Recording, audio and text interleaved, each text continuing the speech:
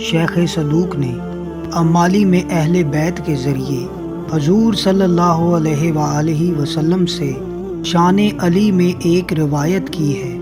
آپ فرماتے ہیں، ذات احدیت نے میرے بھائی کو اتنے فضائل کا مالک بنایا ہے کہ ان کی حقیقت سے اللہ کے علاوہ کوئی بھی آشنا نہیں ہے، اور جو شخص فضائل علی سے ایک بھی فضیلت اس طرح پڑھے کہ اس فضیلت پر عقیدہ بھی رکھتا ہو، اللہ اس کے سابقہ اور لائقہ گناہ معاف فرما دیتا ہے۔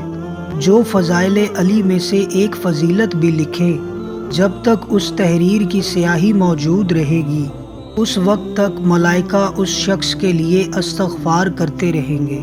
جو شخص فضائل علی میں سے ایک بھی فضیلت سنے، اللہ اس کے وہ تمام گناہ معاف کر دیتا ہے جو اس نے کانوں سے کیے ہوں۔ جو آدمی فضائل علی میں سے ایک بھی فضیلت دیکھ لے، اللہ اس کے وہ تمام گناہ معاف کر دیتا ہے جو اس نے آنکھوں سے کیے ہوتے ہیں۔ چہرہ علی کی زیارت عبادت ہے، ذکر علی بھی عبادت ہے۔ کسی شخص کا ایمان اس وقت تک قبول ہی نہ کیا جائے گا جب تک وہ علی سے محبت اور دشمنان علی سے برات نہ کرتا ہو۔ آپ فرماتے ہیں کہ ارشاد قدرت ہے، میں واحد لا شریک معبود ہوں، میرے سوا کوئی معبود نہیں۔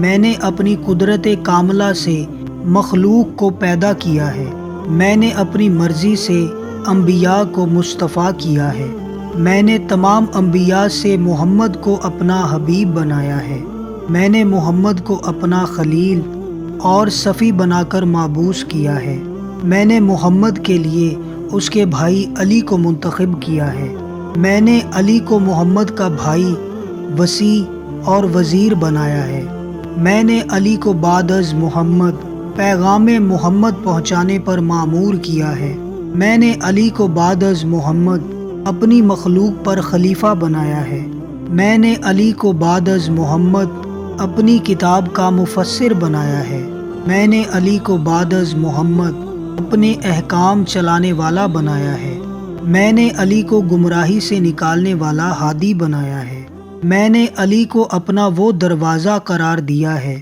جس سے گزر کر مجھ تک آیا جا سکتا ہے، میں نے علی کو اپنا وہ راستہ بنایا ہے جو اس پر چلے کبھی اس سے روح گردانی نہیں کروں گا، میں نے علی کو تمام روح زمین پر اپنی حجت قرار دیا ہے، میں کسی بھی عامل کا کوئی بھی عمل اس وقت تک قبول نہیں کروں گا جب تک ولایت علی نہ ہوگی۔ علی میری مخلوق میں میرا دست کشادہ ہے، علی ہی میری وہ نعمت ہے کہ جسے میں چاہتا ہوں اسے ولایت علی سے نواز دیتا ہوں۔ اپنی مخلوق پر جس پر میرا غضب ہوتا ہے اسے میں ولایت علی کی معرفت سے بے پہرا کر دیتا ہوں۔ میں اپنی عزت اور جلال کی قسم کھاتا ہوں، میری مخلوق میں سے جو بھی علی کا موالی ہوگا اس کو جہنم سے نکال کر داخل جنت کروں گا، اور جو بھی بغض علی رکھتا ہوگا اسے جنت سے نکال کر جہنم میں بھیج دوں گا۔ امالی شیخ صدوق میں مسلم ابن قیس سے مروی ہے کہ حضرت محمد مصطفیٰ صلی اللہ علیہ وآلہ وسلم نے فرمایا ہے، علی میں جناب لوط کی نرم مزاجی، جناب یحییٰ کا حسن اخلاق، حضرت ایوب کا زہد، حضرت ابراہیم کی سخاوت، جناب سلیمان کا دبدبہ اور جناب داؤد کی عظمت ہے۔ نام علی جنت کے ہر دروازے پر مکتوب ہے۔ اللہ نے مجھے بشارت علی سے نوازا تھا۔ علی اللہ کے ہاں محمود ہے، ملائکہ کے ہاں مزکی و پاکیزہ ہے، میری خلوت اور جلوت کا ہم نشین ہے۔ علی میرا چراغ ہے، علی میرا مؤنس ہے، علی میرا رفیق سفر ہے، علی مجھ سے ہے اور میں علی سے ہوں۔ جس نے علی سے تولا کیا اس نے مجھ سے تولا کیا۔ محبت علی نعمت ہے اور اطاعت علی فضیلت ہے۔ ملائکہ قرب علی کے خواہش مند رہتے ہیں، جنات علی کے گرد طواف کرتے ہیں۔ میرے بعد روئے ارض پر ہر طبقے والے کی نسبت علی عزت، فخر اور رہنمائی کے اعتبار سے افضل اور برتر ہوگا۔ علی نہ جلد باز ہے اور نہ ہی کاہل و غافل۔ میرے بعد روئے ارض پر علی سے افضل کوئی مولود نہیں ہوگا۔ جس گھر میں علی ہوگا وہاں برکتوں کا نزول ہوگا۔ اللہ نے علی پر حکمت و علم بارش کی طرح نازل فرمائے ہیں۔ ملائکہ علی کے ہم نشین ہوتے ہیں۔